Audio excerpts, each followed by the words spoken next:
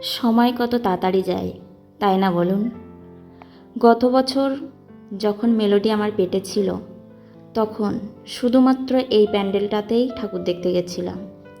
যেহেতু ওই অবস্থায় খুব একটা গাড়ি জার্নিও ঠিক না, আর এই প্যান্ডেলটা আমাদের বাড়ির খুব কাছে, এই জন্য মেলোডির বাবা আমাকে এই প্যান্ডেলেই ঠাকুর দেখতে নিয়ে গেছিল।